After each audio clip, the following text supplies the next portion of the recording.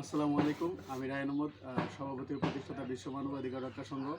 আপনাদের সামনে আজকে কথা বলবো বিভিন্ন মানবাধিকার ইস্যু নিয়ে, কীভাবে আমাদের বিশ্বতে জলবায়ু পরিবর্তন মোকাবেলা করা যায়, দারিদ্র্য বিমোচন করা যায় এবং বর্ণবাদ প্রথা নির্মূল করা যায়, নারীর প্রতি যৌন সহিংসতা প্রতিরোধ করা যায়, নারীর প্রতি নির্যাতন প্রতিরোধ করা যায়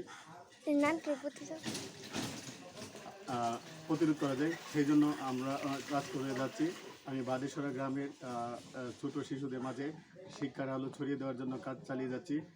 কাছের গ্রামের ছোট শিশুদের মাঝে শিক্ষার আলো ছড়িয়ে দেওয়ার জন্য কাজ চালিয়ে যাচ্ছি এবং আটলা, পাগাসন, উত্তর জগৎসার, দক্ষিণ জগৎসার, মাসিয়াতা, কাঞ্চনপুর, সোয়াতা, রামরাইল, বুলাসং, বিজেশ্বর, উলচাপাড়া, ভাদুগড় গ্রামের ছোট শিক্ষার্থীদের মাঝে শিক্ষার আলো ছড়িয়ে দেওয়ার জন্য কাজ চালিয়ে যাচ্ছি।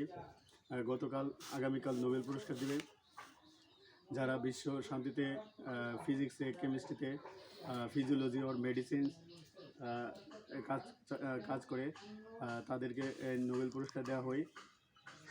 সুতরাং বিশ্ব মানবাধিকার রক্ষা সংঘের মাধ্যমে আমি বাদেশ্বরা গ্রামের ছোট শিশুদের মাঝে শিক্ষার আলো ছড়িয়ে দেওয়ার জন্য কাজ চালিয়ে যাচ্ছি।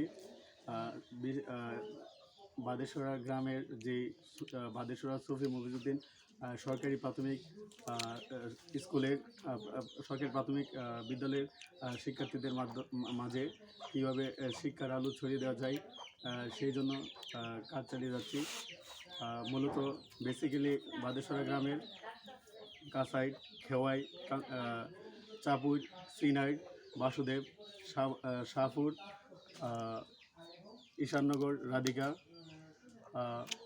হাবলা উচ্চ, সুলতানপুর, গজারিয়া, ফুলবাড়িয়া, রাধিকা এবং গ্রামের ছোট শিশুদেরকে শিক্ষার আলো ছড়িয়ে জন্য কাজ চালিয়ে যাচ্ছি।